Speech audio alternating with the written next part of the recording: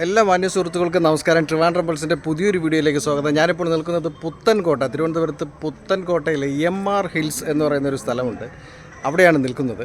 ഈ സ്ഥലത്തിൻ്റെ പ്രത്യേകത നമ്മുടെ തിരുവനന്തപുരത്തിൻ്റെ ചരിത്രവുമായി ബന്ധപ്പെട്ട് വളരെയധികം പ്രത്യേകതയുള്ള പഴയ കാന്തല്ലൂർ ശാലയുടെ ആസ്ഥാനം ഇവിടെയാണ് എന്നാണ് ഇപ്പോൾ കണ്ടെത്തിയിരിക്കുന്നത്. അതിൻ്റെ വിശദാംശങ്ങൾ നമുക്ക് വീഡിയോയിൽ കാണാം. എല്ലാവർക്കും വീഡിയോയിലേക്ക് സ്വാഗതം. എല്ലാം പരിചയപ്പെടി. ഇത് അനൗപചാരിക പുറകിലോട്ട് പോയാൽ ഒരു 4-ാം നൂറ്റാണ്ട് കേരളത്തിന് ഇരുളടഞ്ഞ നൂറ്റാണ്ടെന്ന് നമ്മുടെ കുഞ്ഞമ്മളെ വിശേഷിപ്പിച്ച ഒരു കാലഘട്ടത്തിലോട്ട് പോയാൽ അന്നാണ് ഇവിടെ കാന്തല്ലൂർ ശാല എന്ന് പറയുന്ന വലിയൊരു സർവകലാശാല ഉണ്ടായത്. 66 കുട്ടികളെ ആകർഷിപ്പിച്ചിരുന്ന ഒരു വലിയ സർവകലാശാല. നമ്മുടെ നളന്ദ തക്ഷശില എന്നൊക്കെ കേൾക്കുമ്പോൾ കോൾമയിൽ കൊള്ളും. അതിനോടൊപ്പം കിടപിടിക്കാവുന്ന ഒരു സർവകലാശാലയായിരുന്നു കാന്തല്ലൂർ ശാല. പക്ഷെ ദുർഭാഗ്യവശാൽ കാന്തല്ലൂർ ശാലയെക്കുറിച്ചും ഇന്ന് ആരും അധികം പറയുന്നില്ല എന്ന് മാത്രമല്ല, നമുക്കറിയില്ല എവിടെയാണ് കാന്തല്ലൂർ ശാല. ചിലർ വെടിഞ്ഞത്താണെന്ന് പറയുന്നു, വെള്ളിശാലയാണെന്ന് പറയുന്നു. അങ്ങനെ ഒരുപാട് ആശയക്കുഴപ്പമാണ്.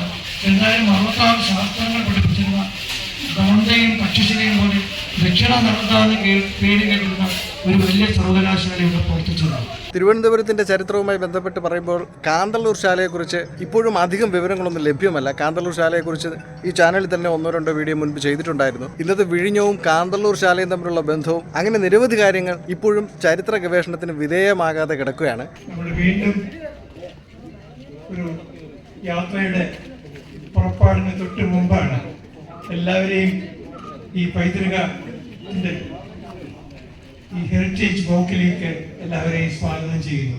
തിരുവനന്തപുരം എന്ന് പറയുന്ന നമ്മുടെ പ്രിയപ്പെട്ട നഗരം നൂറ്റാണ്ടുകളുടെ പഴക്കമുള്ള നഗരമാണ്.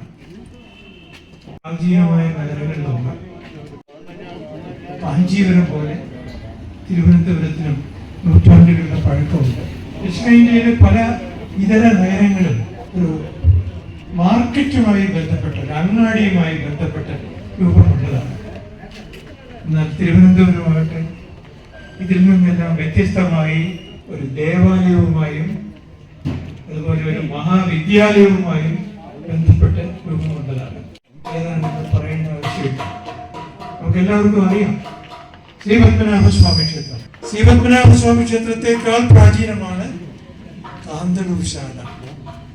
നിർഭാഗ്യവശാൽ ഈ കാന്തല്ലൂർ ശാലയെ കുറിച്ച് വളരെ വളരെ കുറച്ച് അറിവുകൾ മാത്രമാണ് നഗരവാസികൾക്ക് പോലും ഉള്ളത്. എവിടെയാണെന്ന് അറിഞ്ഞുകൂടാ. ചിലർ പറയും അത് വിഴിഞ്ഞത്താണെന്ന്. ഇനിയും ചിലർ വേറെ പല സ്ഥലങ്ങളും കാന്തല്ലൂർ സ്ഥിതി ചെയ്യുന്ന പ്രദേശമായിട്ട് പറയാറുണ്ട്. എന്നാൽ എല്ലാ സംശയങ്ങളെയും ദൂരീകരിച്ചുകൊണ്ട് കാന്തല്ലൂർ ശാല, ഈ ശാലയും വലിയ ശാലയും ആര്യശാലയും എല്ലാം ചേർന്ന പ്രദേശമാണ് എന്ന് സംശയാതീതമായി തെളിയിക്കപ്പെട്ട് കഴിഞ്ഞു. പക്ഷെ നമുക്ക് ഇനിയും അതിനെക്കുറിച്ച് വ്യക്തതയില്ല. നമ്മളെ തന്നെ ഓർമ്മിപ്പിക്കുവാൻ ഇത്തരം യാത്രകൾ ഒരർത്ഥത്തിന് വളരെ പ്രയോജനപ്പെടും എന്ന് ആദ്യമേ പറയട്ടെ. ഈ കാന്തല്ലൂർ ശാലയെ കുറിച്ച് നമ്മൾ ആദ്യമായി അറിയുന്നത് കന്യാകുമാരി ജില്ലയിലെ പാർത്ഥിവപുരം എന്ന് പറയുന്ന സ്ഥലത്ത്, മുഞ്ചിറയ്ക്കടുത്തുള്ള പാർത്ഥിവപുരം എന്ന് പറയുന്ന സ്ഥലത്ത് ഒരു ശാല, അതായത് ഒരു വിദ്യാലയം, അവിടെ കരുണക്കിണക്കൻ എന്ന് പറയുന്ന രാജാവ് സ്ഥാപിക്കുമ്പോൾ അദ്ദേഹം അവകാശപ്പെടുന്നത് കാന്തല്ലൂർ ശാലയുടെ മാതൃകയിലായിരിക്കും ഈ പാർത്ഥിവപുരം ശാല പ്രവർത്തിക്കുന്നത് എന്നാണ്. അതിൽ നിന്ന് നമുക്ക് മനസ്സിലാക്കാൻ കഴിയുന്നത് പാർത്ഥിവപുരം ശാലയുടെക്കാളും പ്രാചീനമാണ് കാന്തല്ലൂർ ശാല.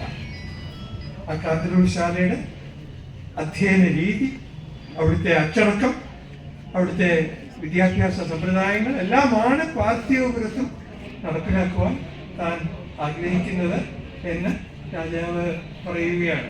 അക്കാലത്ത് തെക്കൻ കേരളത്തില് വേറെയും മഹാവിദ്യാലയങ്ങൾ ഉണ്ടായിരുന്നു.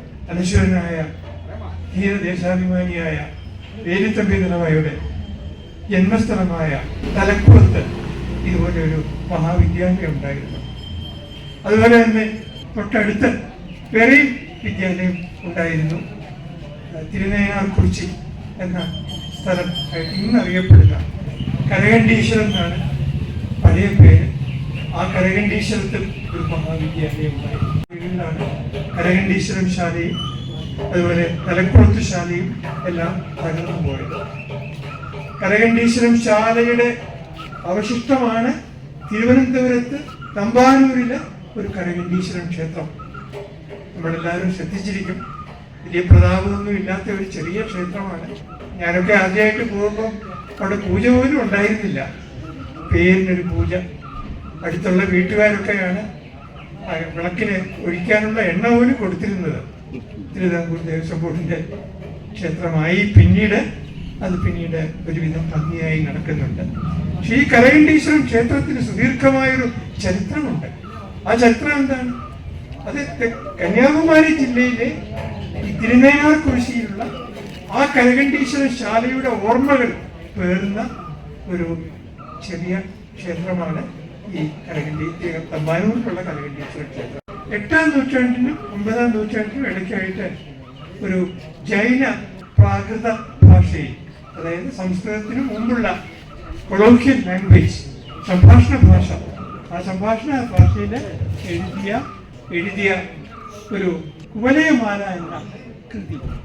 ഉദ്യോധന സൂര്യ എന്ന കവിയാണ് ഈ കുവലയമാല എഴുതുന്നത്. AD 779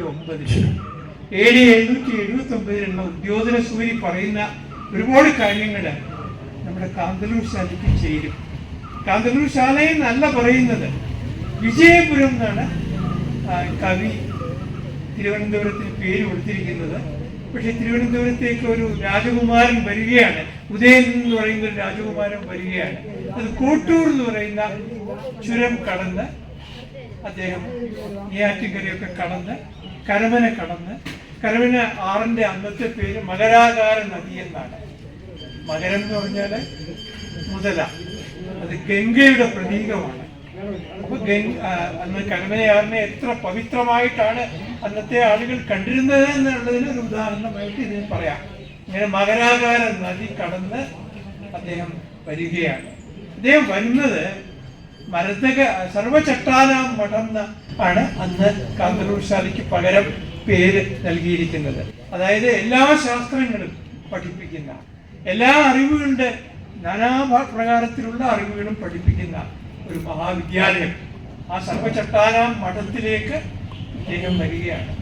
അപ്പൊ ആചാര്യന്മാരൊക്കെ താമസിച്ചിരുന്നത് ഒരു മരതകരത്നം എന്ന് പറയുന്ന പ്രദേശത്താണ് എന്നും പറയുന്നുണ്ട്. മരതകരത്നം എന്ന് പറഞ്ഞാൽ ഏതായിരിക്കും എന്ന് അതിനെപ്പറ്റി പഠനം നടത്തിയവര് ആലോചിച്ചുവെങ്കിലും അവർക്ക് കണ്ടെത്താൻ സാധിച്ചില്ല. അങ്ങനെ ഇരിക്കുകയാണ് ഒരു തവണ ഞാനും ഒരു സുഹൃത്തും കൂടി ഇവിടെ വന്നത്. വാസ്തവത്തിൽ ഞാനും ആ സുഹൃത്തും വന്നത് പുത്തൻകോട്ടയില് പണ്ടുണ്ടായിരുന്ന ആദിത്യവർമ്മ താമസിച്ചിരുന്ന, ആദിത്യവർമ്മയെ കൊല്ലപ്പെട്ട ആ കൊട്ടാരം ഏതാണ് എന്ന് അന്വേഷിക്കാൻ വേണ്ടിയിട്ടാണ് വന്നത്. അങ്ങനെ വന്നപ്പോൾ അവിടെ ഒരു ബോർഡ് കണ്ടു. ആ ബോർഡിലൊക്കെ എഴുതിയിരിക്കുന്നത് MR ഹിൽസ് കോളനി എന്നാണ്. ആ MR ഹിൽസ് കോളനി ഞാൻ വിചാരിച്ചു അവിടുത്തെ പഴയ ഒരു പ്രതാപിയായ ഒരു താമസക്കാരൻ്റെ പേര് വല്ലതും ആയിരിക്കും എന്നാണ് ഞാൻ വിചാരിച്ചത്. ഞാൻ അന്വേഷിച്ചപ്പോൾ പറഞ്ഞു ഞങ്ങൾക്കത് അറിഞ്ഞുകൂടാ, എന്തായാലും ഇതിന്റെ പേര് മരതകരത്നം എന്നാണ്. അപ്പോഴും ഞാൻ വിചാരിച്ചു മരതകരത്നം എന്ന പേരിലുള്ള ഏതെങ്കിലും ഒരു വനിതയുടെ വാസസ്ഥലമായിരിക്കും അത് എന്ന് വിചാരിച്ചു. പിന്നീടാണ് അങ്ങനെയല്ല, അത് കാന്തല്ലൂർ ശാലയിലെ ആചാര്യന്മാർ താമസിച്ചിരുന്ന ആ മരതകരത്നം ഇത് തന്നെയല്ലേ എന്ന ഒരു അന്വേഷണത്തിലേക്ക് ചെന്നെത്തിയത്.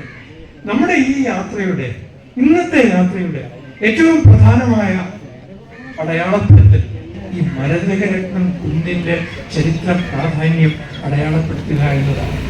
അതായത് ഒരു കാലത്ത് ഈ കാന്തല്ലൂർ ശാലയിലെ വൈവിധ്യമാർന്ന അറിവുകൾ, ആ അറിവുകൾ എന്ന് പറയുമ്പോൾ എല്ലാ ആത്മീയവും ഭൗതികവുമായ അറിവുകളുണ്ട്. തീർന്നില്ല, നിരീശ്വരവാദവും പഠിപ്പിച്ചിരുന്നു.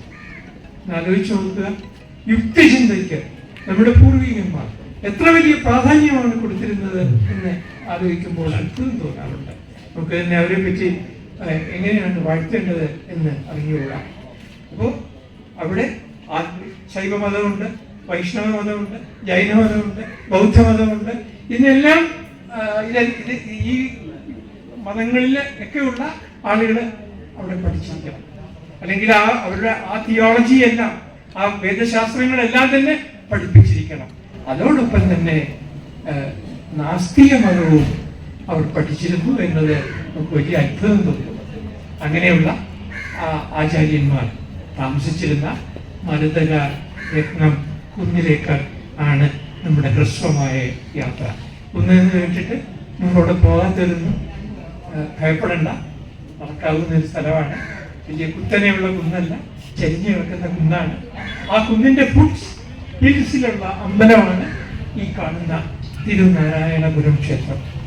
ഈ തിരുനാരായണപുരം ക്ഷേത്രം എന്ന് പറഞ്ഞാൽ ഒരു ശിവക്ഷേത്രവുമുണ്ട്, ഒരു വിഷ്ണു ക്ഷേത്രവുമുണ്ട്.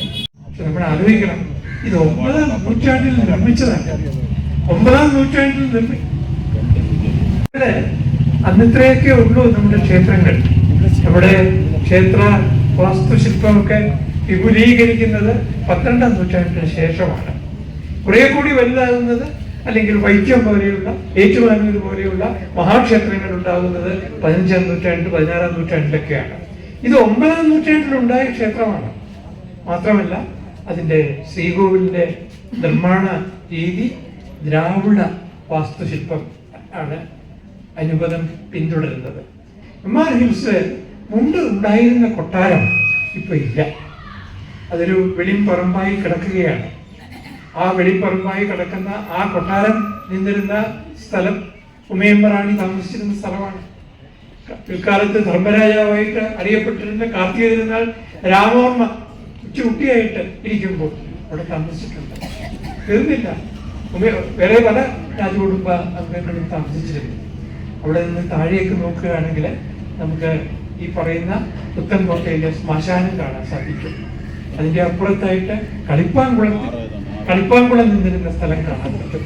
മുമ്പായി ഇവിടെ പുറകിലായിട്ട് നമുക്ക് കിള്ളിയാർ കാണാൻ പറ്റും. ഈ കിള്ളിയാറിന് ഇന്ന് വലിയ പ്രാധാന്യമൊന്നും ഇല്ലെന്ന് തോന്നുമെങ്കിലും ഒരു കാലത്ത് അങ്ങനെ ആയിരുന്നില്ല. വാസ്തവത്തിൽ അത് സമുദ്രത്തിലേക്ക് ചെന്ന് എത്തിയിരുന്നു. കോവളത്തിനടുത്തുള്ള ആ പൊഴിയിൽ കൂടി സമുദ്രത്തിലേക്ക് പോകുമായിരുന്നു. അങ്ങനെ സമുദ്രത്തിലേക്ക് പോകുമ്പോൾ കപ്പലുകൾ വന്ന് ചരക്കുകൾ ചെറിയ പായ്വഞ്ചികളിലേക്ക് മാറ്റി ഈ വെള്ളായണി കായലിൽ കടന്ന് കിള്ളിയാറും കടന്ന് ഇന്നിപ്പാലത്തെ ഇവിടെ എത്തിയിട്ടാണ് സാധനങ്ങളുടെ ക്രയവിക്രയം നടന്നിരുന്നത്. ഇത് മാത്രമല്ല, അന്ന് വെള്ളായണി എന്നൊരു വലിയ തുറയായിരുന്നു. തുറമുഖം എന്ന് പറയാൻ വയ്യ, തുറ. ആ തുറയില് അവിടെ വെള്ളായണിയില് പോയിട്ടുള്ളവർ ശ്രദ്ധിക്കാറില്ല. ഇന്നിപ്പോ എല്ലാവരും വെള്ളായണി എന്ന് പറയുമ്പോൾ ഓർക്കുന്നത് എന്താണ്? കാർഷിക കോളേജിന്റെ കെട്ടിടമാണ്, അല്ലെങ്കിൽ വെള്ളായണിയുടെ സൗന്ദര്യമാണ്. പക്ഷെ അവിടെ ഒരു ചെറിയ ക്ഷേത്രമുണ്ട്, പടിഞ്ഞാറേക്കുളങ്ങര വിഷ്ണു ക്ഷേത്രം എന്നാണ് ആ ക്ഷേത്രത്തിന്റെ പേര്. ആ ക്ഷേത്രത്തില് ഒരു വിഷ്ണുവിന്റെ വിഗ്രഹമുണ്ട്, ചെറിയ വിഗ്രഹമാണ്. അത് പടിഞ്ഞാറേക്ക് നോക്കിക്കൊണ്ട് നിൽക്കുകയാണ്. ആ ക്ഷേത്രം പണിഞ്ഞത് രാമവർമ്മ എന്ന വേണാട് രാജാവാണ്. അത് അവിടെ നിൽക്കട്ടെ, അവിടെ ഒരു ശിലാലിഖിതമുണ്ട്. ആ ശിലാലിഖിതത്തിൽ പറയുന്നത് വളഞ്ചിയർ എന്ന് പറയുന്ന കച്ചവട സംഘമാണ് ആ ക്ഷേത്രം നിർമ്മിച്ചത്.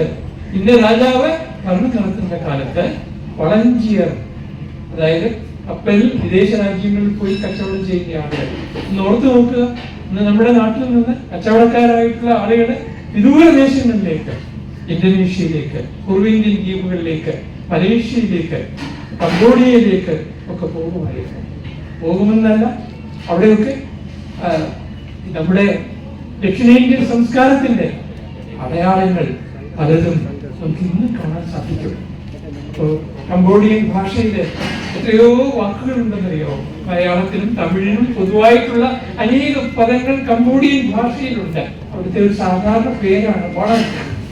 നമ്മുടെ വണക്കമാണ് അവരുടെ ഈ പേഴ്സണൽ നെയിമില്, വ്യക്തി നാമത്തില് വണക്കം എന്ന് വന്നിരിക്കുന്നത്. അതുപോലെ തന്നെ ഭാഷ മലേഷ്യയിലെ ഉള്ള പദങ്ങൾ എടുത്തു വെച്ച് നോക്കുകയാണെങ്കിൽ അതില് തമിഴിനും മലയാളത്തിനും പൊതുവായിട്ടുള്ള അനവധി പദങ്ങൾ കാണാൻ സാധിക്കും. ശ്രീലങ്കയിലെ സിംഹള ഭാഷയിലെ ഇതുപോലെ മലയാള പദങ്ങൾ നമുക്ക് കാണാൻ സാധിക്കും. ശ്രീലങ്കയിലെ അവിടെ ഒരിക്കല് അനുരാധപുര എന്ന് പറയുന്ന വലിയ വിദ്യാകേന്ദ്രമാണ്. അനുരാധപുരയിൽ യൂണിവേഴ്സിറ്റി ഉണ്ട്. ആ യൂണിവേഴ്സിറ്റിയിലെ പ്രൊഫസർ ചോദിച്ചു, കാന്തളൂർ ശാലയെ പറ്റി, നിങ്ങളുടെ നാട്ടിലെ കാന്തളൂർ ശാലയെ പറ്റി ഞങ്ങൾക്കറിയാം, സിലോൺകാർക്കറിയാം.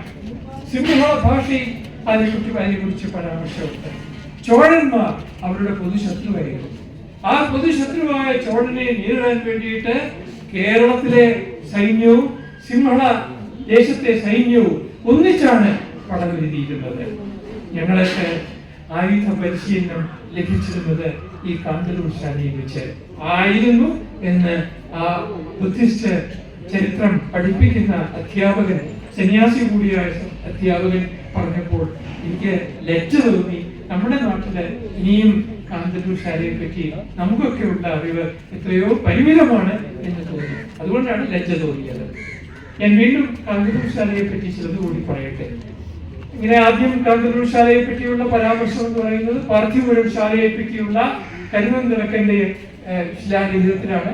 അത് കഴിഞ്ഞിട്ട് നമുക്ക് കുവലയമാല എന്ന് പറയുന്ന ആ ഗ്രന്ഥത്തില് കാന്തളൂർ ശാലയെ പറ്റിയുള്ള പരാമർശം കാണാം. കുവലയമാല കഥാസംക്ഷേമം എന്ന് പറയുന്ന മറ്റൊരു പുസ്തകത്തില് കാന്തളൂർ ശാലയെ പറ്റി, കാന്തളൂർ ശാലയാണെന്ന് കരുതപ്പെടുന്ന ഈ സർവചക്രാനാം പണത്തെ പറ്റിയുള്ള പരാമർശം കാണാം. ഏതായാലും രാജരാജ ചോഴന്റെ നിരവധി ശാസനങ്ങളിൽ അദ്ദേഹം വലിയൊരു ബഹുമതിയായി സ്വയം പറയുന്നത് താൻ കാന്തളൂർ ശാലയെ കലമറുത്ത് അരുളിയ ആളാണ് താനെന്നാണ് അദ്ദേഹം സ്വയം അവകാശപ്പെടുന്നത്. നമുക്കത് ശുചീന്ദ്രം ക്ഷേത്രത്തിൽ പോവുകയാണെങ്കിൽ കാന്തളൂർ ശാലയെ കലമറുത്ത് അരുളി എന്ന ആ ബിരുദം സ്വീകരിക്കുന്ന ലിഖിതം നമുക്ക് അവിടെ കാണാൻ സാധിക്കും. കന്യാകുമാരി ജില്ലയിലെ ദർശനകോപ്പം എന്ന് പറയുന്ന ക്ഷേത്രത്തിൽ പോവുകയാണെങ്കിൽ അവിടെയും ഈ കാന്തളൂർ ശാലയുടെ കലമറുത്തരുളി എന്ന പരാമർശത്തോടു കൂടിയുള്ള രാജരാജന്റെ ലിഖിതം കാണാൻ സാധിക്കും. തീർന്നില്ല. തിരുനെൽവേലി ജില്ലയിലെ തിരുവാലീശ്വരൻ ക്ഷേത്രത്തിൽ അവിടെ പോയാൽ നമുക്ക് കാണാൻ സാധിക്കും കാന്തളൂർ ശാലയിലെ കലമറുത്തരുളിയ ആളാണ് താന് എന്ന് രാജരാജ ചോഴൻ പറയുന്നത്. ഈ വലിയ ശാലയിലെ അപൂർണമായ ഒരു ലിഖിതമുണ്ട് രാജരാജ ചോഴന്റെ. തീർന്നില്ല. അവിടെ രാജേന്ദ്ര ചോഴൻ മകനാണ്. രാജേന്ദ്ര ചോഴൻ രാജരാജ ചോഴന്റെ മകനാണ്. ആ രാജേന്ദ്ര ചോഴന്റെ ഒരു ലിഖിതമുണ്ട്. AS രാമനാഥനാണ് ആദ്യമായിട്ട് പ്രസിദ്ധീകരിച്ചത്.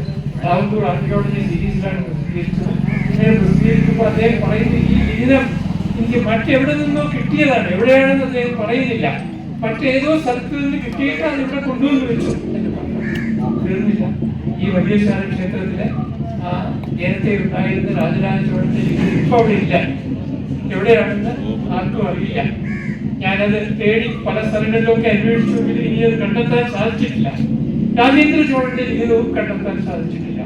അതുപോലെ തന്നെ സംഗ്രാമധീര ദേവിവർമ്മയുടെ 14ാം നൂറ്റാണ്ടിൽ ജീവിച്ചിരുന്ന ദക്ഷിണേന്ത്യ മുഴുവൻ കീഴടക്കിയ കാഞ്ചീപുരത്ത് വെച്ചും മധുരയിൽ വെച്ചും അഭിഷേകം നടത്തിയ ആ ചക്രവർത്തിയുടെ രവിവർമ്മയുടെ സംഗ്രാമധീര രവിവർമ്മയുടെ ഒരു ലിഖിതവും അപൂർണമായ ലിഖിതം ഈ പറയുന്ന വലിയ ശാലക്ഷേത്രത്തിലുണ്ട്.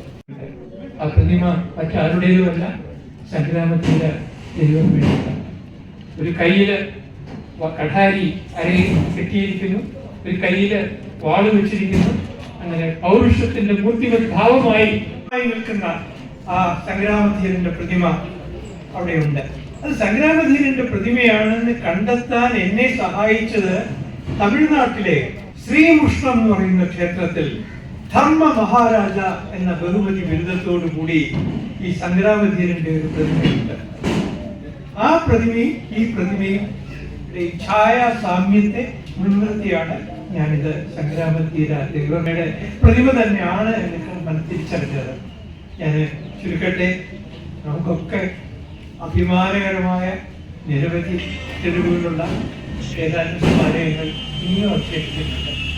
ഇവിടെ അടുത്ത് ശാസ്ത്രി നഗറിലെ ഒരു മനോഹരമായ ക്ഷേത്രമുണ്ട്.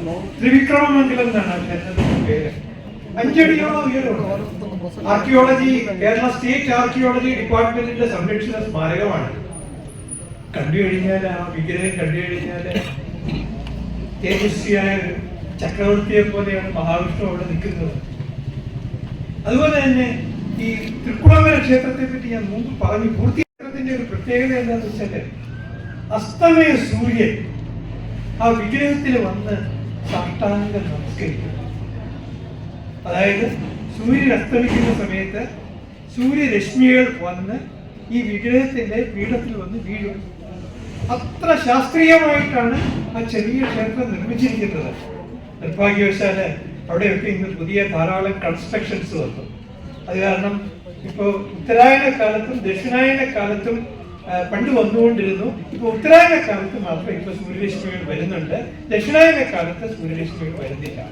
ഒരുപക്ഷെ നമുക്ക് ഈ പൈതൃക നാണയങ്ങളുടെ മൂല്യത്തെ പറ്റി ഒന്നും അറിയാത്തത് കൊണ്ട് നമ്മൾ തന്നെ ചെയ്ത ഒരു തെറ്റായി കരുതുക ഞാൻ ഓർമ്മിപ്പിച്ചു മാത്രം.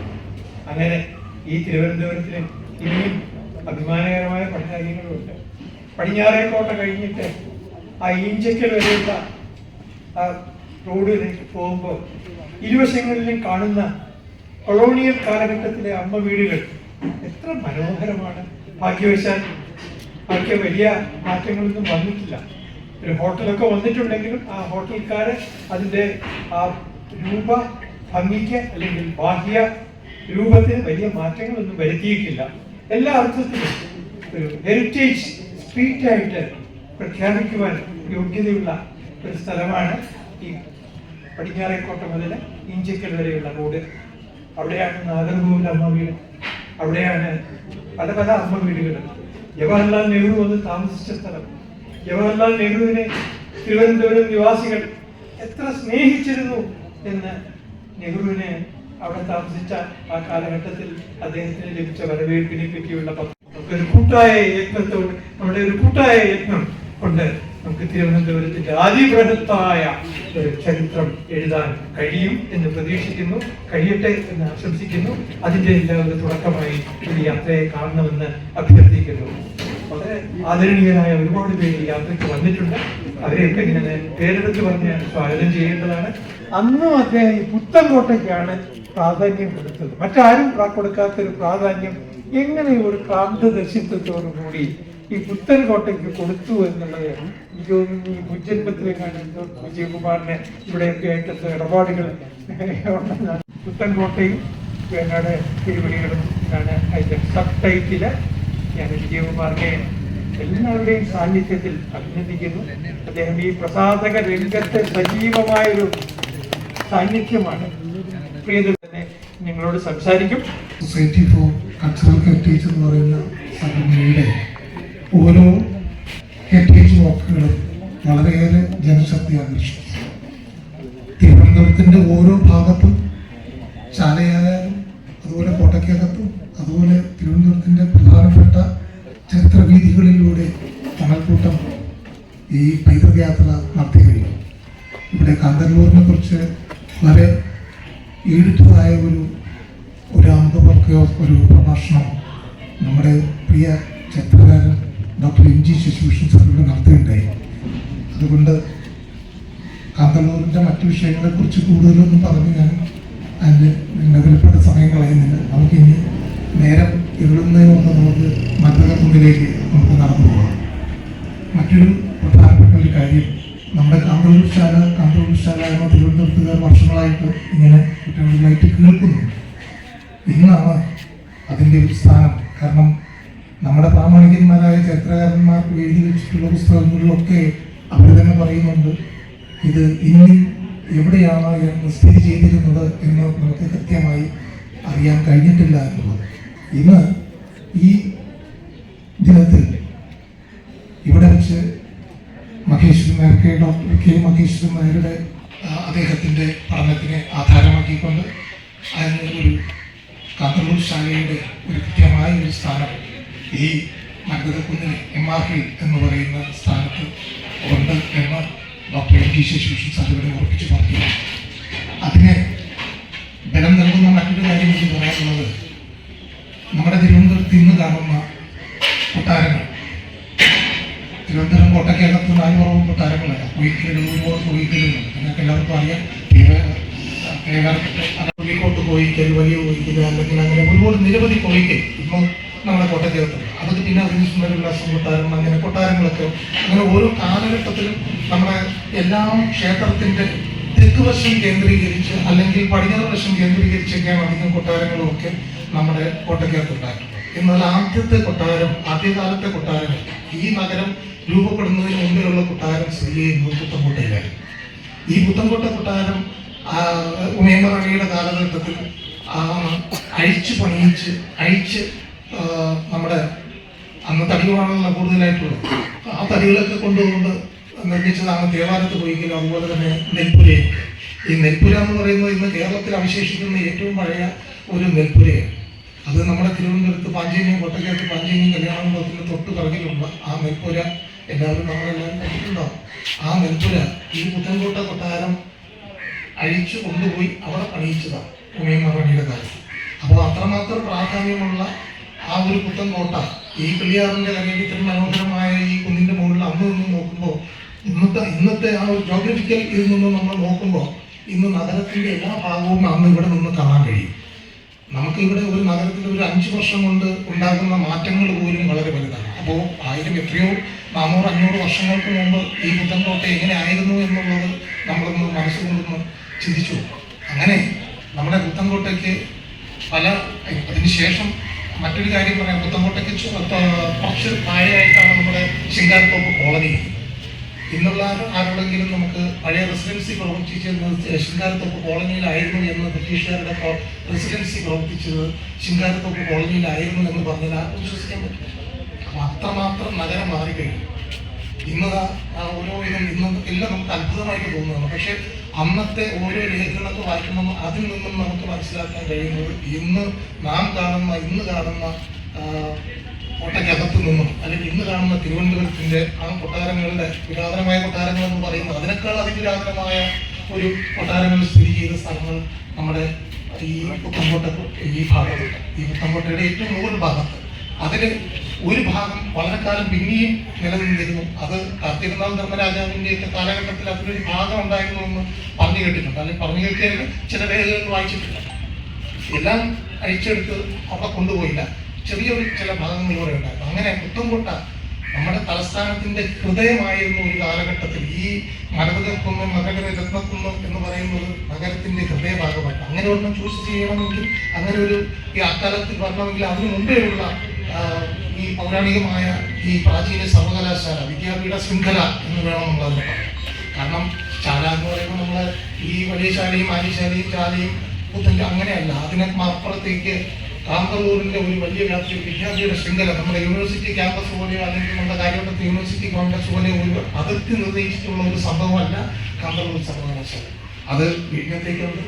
വിഴിഞ്ഞത്ത് കാന്തല്ലൂർ എന്ന് പറയുന്ന ഒരു സ്ഥലം തന്നെ വിഴിഞ്ഞത്തുണ്ട്. അതുപോലെ തന്നെ വിളപ്പിശാലയും വേണം നമുക്ക് ഇതുമായിട്ട് ബന്ധപ്പെടുത്താം.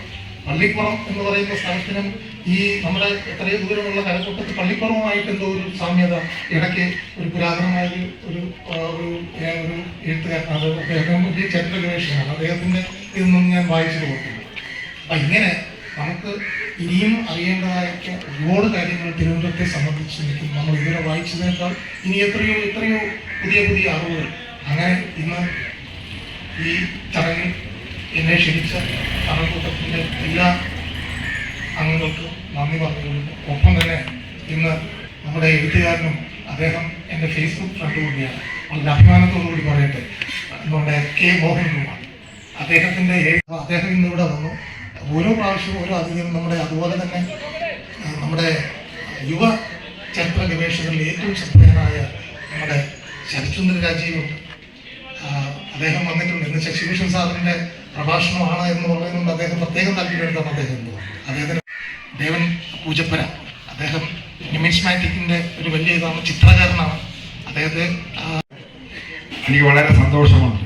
കാരണം തണൽക്കൂട്ടത്തിലെ ഒരു സാധാരണ അംഗമായിരുന്നിട്ട് പോലും എനിക്ക് വേണ്ടത്ര അംഗീകാരം നൽകുന്ന ഒരു സംഘടനയാണ് തണൽക്കൂട്ടം.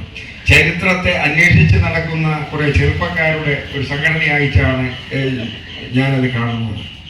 എൻ്റെ ഒരുപാട് സുഹൃത്തുക്കൾ ഇപ്പോൾ പലരും വന്ന് ഈ തണൽക്കൂട്ടത്തിലേക്ക് എങ്ങനെയാണ് അംഗത്വം എടുക്കേണ്ടത് എന്ന് അന്വേഷിച്ചു കൊണ്ടിരിക്കുന്ന തരത്തിൽ ഇത് വളർന്ന് വലുതായിരിക്കുന്നു എന്നുള്ള കാര്യത്തിൽ തർക്കമില്ല. ഇപ്പോൾ പ്രകാശനം ചെയ്യുന്ന പുസ്തകം എന്ന് പറയുന്നത് വേണാട് തായ്വഴികൾ എന്നുള്ള പുസ്തകമാണ്. വർഷങ്ങൾക്ക് മുമ്പ് ഇവിടെ ഒരു ശിവരാത്രി സമയത്ത് ഡോക്ടർ പി സേതുനാഥ് എന്ന് പറയുന്ന എൻ്റെ അധ്യാപകനുമായി ഇവിടെ ശിവരാത്രിക്ക് സംസാരിക്കാൻ വന്നത് തൊട്ടാണ് ഇതിൻ്റെ തുടക്കം. അന്ന് ഇവിടുത്തെ ജനങ്ങളെല്ലാം സേതു സാറിനോട് ഒരു പുസ്തകം തയ്യാറാക്കണം എന്ന് പറഞ്ഞു. അദ്ദേഹം പറഞ്ഞു അത് ഞാൻ വിജയനെ ഏൽപ്പിക്കാം എന്ന് പറഞ്ഞു. മാത്രമല്ല ഈ പുത്തൻകോട്ടയ്ക്ക് വേറൊരു പ്രത്യേകത അന്ന് സാറ് കണ്ടെത്തിയത്, സാറ് രണ്ടാമത് ആറ്റുകാൽ പെരുമ എന്നുള്ള പുസ്തകം സേതു സാറ് എഴുതി. അന്ന് ആ പുസ്തകം എഴുതുവാൻ വേണ്ടി അന്വേഷിച്ച് നടന്നപ്പോൾ ആറ്റുകാലിലെ ആദ്യത്തെ തന്ത്രി അല്ല ആദ്യത്തെ പൂജാരി ഈ പുത്തൻകോട്ടയിൽ നിന്നാണ്. പുത്തൻകോട്ടയിലെ പൂജാരിയാണ് ആറ്റുകാലിൽ പൂജ നടത്തിയിരുന്നത്. അന്ന് വെള്ളിയാഴ്ചയും ചൊവ്വാഴ്ചയും മാത്രം ഇവിടുത്തെ പൂജകളെല്ലാം കഴിഞ്ഞ് വഴിനീള പൂക്കളും നുള്ളിപ്പറക്കി അവിടെ എത്തുമായിരുന്നു. പിന്നെയാണ് ചട്ടമ്പി സ്വാമികളുടെ പേര് അതിനോടൊപ്പം ചേർന്ന് വന്നത്. പിന്നെയാണ് എൻ്റെ കുടുംബത്തിൽ തന്നെ ഒരു കാരണവരായ അഭേദാനന്ദ സ്വാമികൾ ആറ്റുകാൽ അമ്മയെ വിടപ്രതിഷ്ഠ നടത്തിയത്. പക്ഷെ അന്ന് സേതു സാർ പറഞ്ഞ നിയോഗം ഞാൻ സ്വീകരിക്കുകയായിരുന്നു. അതിലേക്ക് ഉത്സാഹിച്ചു നിന്നത് അനന്തപുരി മണികണ്ഠനാണ്. അദ്ദേഹം തന്നെ പുതിയൊരു പ്രസിദ്ധീകരണശാല അനന്തപുരി പബ്ലിക്കേഷൻ എന്ന് പറഞ്ഞ് ആരംഭിച്ച് അതിൻ്റെ പേരിൽ പുസ്തകം പ്രസിദ്ധീകരിക്കുവാൻ ഞങ്ങൾ തീരുമാനിച്ചു. പക്ഷെ 4 വർഷത്തോളം ഈ പുസ്തകത്തിൻ്റെ പിന്നിൽ നമുക്ക് നടക്കേണ്ടി വന്നു. അപ്പോൾ ഈ പുസ്തകം ഇവിടെ അതായത് ഈ കോട്ട ഇവിടെ സ്ഥാപിക്കപ്പെട്ടിട്ട് 350 കൊല്ലത്തിന് ശേഷം തയ്യാറാക്കിയ ഒരു ചരിത്രരേഖയിൽ ചങ്കുണ്ണി മേനോൻ ഈ നാട്ടുകാരെയും കേരളീയരെയും എല്ലാം അപമാനിക്കുന്ന രീതിയിൽ ഒരു പുസ്തകം എഴുതിയത്. അപ്പോൾ അതിൻ്റെ സത്യാവസ്ഥ അന്വേഷിച്ച് നടക്കുകയായിരുന്നു. ഈ MG ശശിഭൂഷൺ സാറിൻ്റെ അനുഗ്രഹത്താലും അദ്ദേഹത്തിൻ്റെ നിയന്ത്രണത്തിൽ ഇതേക്കുറിച്ച് അന്വേഷിച്ച് നടന്ന് കുറേ കാലം എനിക്കും അനന്തപുരി മണികണ്ഠനും വേറെ ഒരു ജോലിയും ഞങ്ങൾ പോവുകയില്ല. രാവിലെ ഇറങ്ങി ശശിഭൂഷൺ സാറിൻ്റെ വീട്ടിൽ പോകും. അതുപോലെ തന്നെ അതിൻ്റെ ബന്ധപ്പെട്ട രേഖകൾ അന്വേഷിച്ച് നടക്കും. അതുപോലെ തന്നെ ശിവശങ്കരൻ നായർ സാർ ഇപ്പോൾ അടുത്ത കാലത്ത് നാഗ്പൂര് മരിച്ചുപോയ ശിവശങ്കരൻ നായർ സാറിൻ്റെ പുസ്തകം, ഇങ്ങനെ ഒരുപാട് പുസ്തകങ്ങൾ പഠിച്ച് യഥാർത്ഥത്തിലുള്ള ചരിത്രം എന്താണ് എന്ന് അന്വേഷിച്ച് നടന്ന് ആണ് ഈ പുസ്തകം തയ്യാറാക്കിയത്. ചടങ്ങുകളിലേക്ക് കടക്കാം. ഈ ചടങ്ങിൽ അധ്യക്ഷത വഹിക്കാൻ നമുക്കറിയാം, ഞാൻ നേരത്തെ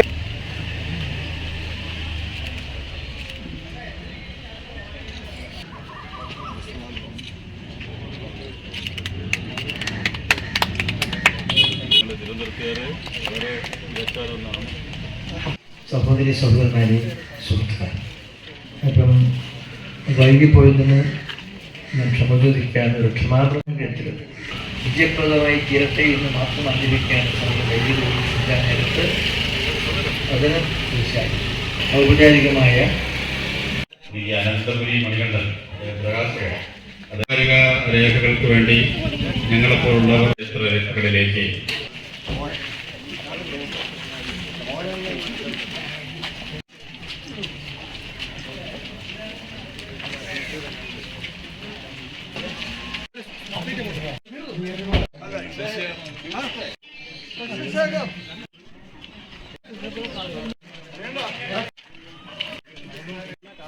അവിടെ പുതിയ ബിൽഡിങ്ങിലൊക്കെ വന്നേ രാമേന്ദ്ര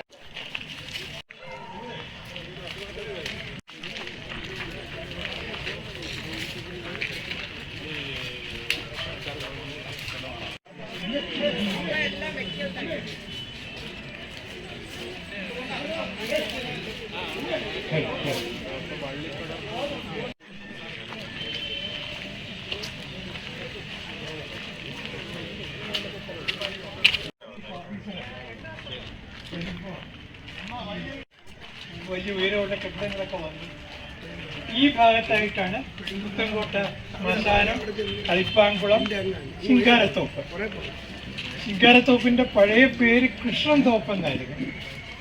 ആ കൃഷ്ണൻ തോപ്പ് എന്നുള്ള പേര് ശിങ്കാരത്തോപ്പ് എന്ന് വരാൻ കാരണം ഫ്ലവറിങ് ട്രീസ്, അതായത് പൂക്കളുള്ള മരങ്ങൾ അവിടെ വെച്ച് പിടിപ്പിച്ചു. അത് അന്നത്തെ തിരുവനന്തപുരത്തുകാർക്ക് വലിയ അത്ഭുതമായിരുന്നു. ഇവിടെ സാധാരണ പ്ലാവും മാവും തെങ്ങും പുന്നയും ഒക്കെയാണ് ഇവിടെ ഒരു പുരയിടത്തിൽ കാണുന്നത്. എന്നാൽ ഇതിൽ നിന്ന് വ്യത്യസ്തമായി പൂക്കൾ പൂക്കുന്ന മരങ്ങളുള്ള ഒരു പൂന്തോട്ടം ഉണ്ടാക്കി. അത് പിന്നെ സ്വാതി തിരുനാളിന് തൊട്ട് മുമ്പ് ഗൗരി ലക്ഷ്മിബായിയുടെ കാലത്ത്, അതായത് വേലുത്തമ്പി 1809 എടുത്തു വളർത്തിയ മകനാണ് രവിവർമ്മ. ആദ്യം അതൊക്കെ ചരിത്രത്തിലേക്ക് വരികയാണ്. പിന്നെ ഏതായാലും ഒരു പുരാതനമായ ഒരു സ്ഥലമാണെന്ന് തോന്നുന്നില്ലേ? ഈ കിണറെന്ന് പറഞ്ഞത് ഇപ്പോൾ ഉണ്ടോ? കാണാൻ ഞാൻ വന്നിട്ടുണ്ട്. കാണാൻ ഇതായിരുന്നു വിഭാഗത്തിന്റെ പ്രൊഫസർ. അപ്പോൾ പ്രിയ സുഹൃത്തുക്കളെ, തിരുവനന്തപുരത്തിൻ്റെ ചരിത്രവുമായി ബന്ധപ്പെട്ട നിരവധി കാര്യങ്ങൾ ഇനിയും പങ്കുവയ്ക്കാനുണ്ട്. അതൊക്കെ മറ്റൊരു വീഡിയോയിൽ പങ്കുവയ്ക്കാം. ചാനലിൽ നൽകുന്ന പിന്തുണയ്ക്ക് നന്ദി അറിയിക്കുകയാണ്.